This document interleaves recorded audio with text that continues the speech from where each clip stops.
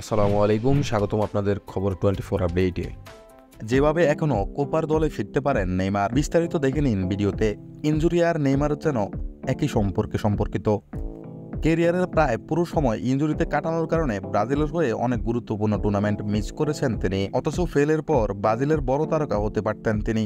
এ নিয়ে অবশ্য আক্ষেপ নেই ভক্ত সমর্থকদের। ইনজুরির কারণে 2019 সালের কোপা আমেরিকাতে খেলতে পারেননি নেইমার। ব্রাজিল সেবার চ্যাম্পিয়ন হলেও ট্রফির পাশে নাম লেখাতে পারেননি নেইমার। সর্বশেষ 2021 সালে ব্রাজিলের মারাগানা থেকে ট্রফি নিয়ে গেছেন চিরপ্রতিদ্বন্দ্বী আর্জেন্টিনা। এবারের কোপা আমেরিকাতে সেই জাল মেটাতে পারতেন নেইমার, এমনটাই প্রত্যাশা ছিল সমর্থকদের। কিন্তু ব্রাজিলের কোপা আমেরিকা দলে জায়গা হয়নি 23 বছর বয়সী এই ফরোয়ার্ডের। ইনজুরিতে না পড়লে এবার কোপা দলে থাকতে পারতেন তিনি। নেইমার বাদ পড়ার পর থেকেই প্রশ্ন উঠেছে জাতীয় দলে কবে ফিরবেন ব্রাজিলের এই তারকা।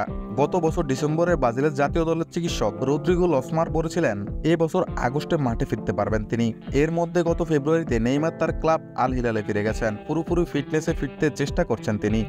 যদিও চলতি মৌসুমে মাঠে নামতে পারেননি নেইমার, মৌসুমের প্রায় পুরো সময়টাই মাঠের বাইরে ছিলেন তিনি। তাকে ছাড়াই অবশ্য লিগ শিরোপা জিতেছে আল হিলাল। সতীর্থদের সঙ্গে শিরোপা উদযাপন করতে এসেছিলেন কোপা আমেরিকার ব্রাজিল দল থেকে বাদ পড়া নেইমার। সেখানে জানিয়েছেন তিনি পুরোপুরি ফিট হওয়ার পথে আছেন, মাঠে ফিরতে ও আগামী মৌসুমে ভক্তদের আনন্দ দিতে মুখিয়ে আছেন। কোপা দল থেকে বাদ পড়লেও নেইমার কিন্তু ঠিকই তার ফিটনেস ধরে রাখার লড়াইয়ে কাজ করছেন। ইনজুরি পরিচর্যার শেষ ধাপে আছেন ব্রাজিলের তারকা ফুটবলার। মঙ্গলবার টুইটারে নিজের ওয়ার্ম আপের ভিডিও ছেড়েছেন, যেখানে ফুটবল নিয়ে অনেকক্ষণ কারিগরি করতে দেখা গেছে তাকে। এতে দ্রুতই তার মাঠে ফেরার সম্ভাবনা ডালপাড়া মেলছে। অবশ্য কোপা আমেরিকার দলে ফেরার একটা পথ খোলা আছে নেইমারের। কনমেবলের নিয়ম অনুযায়ী প্রথম ম্যাচ শুরু হওয়ার 24 ঘন্টার মধ্যে স্কোয়াডে পরিবর্তন আনতে পারবে দলগুলো। সেক্ষেত্রে কারো ইনজুরি বা অসুস্থতার সমস্যা হলে তার বদলি হিসাবে অন্য কাউকে এই স্কোয়াডে যোগ করতে পারবেন। সে অনুযায়ী এই সময়ের মধ্যে নেইমার যদি ফিট হয়ে যান, তাহলে ঘোষিত 23 জনের কাউকে অসুস্থতার অজুহাত দেখিয়ে তাকে দলে ফেরানো সম্ভব।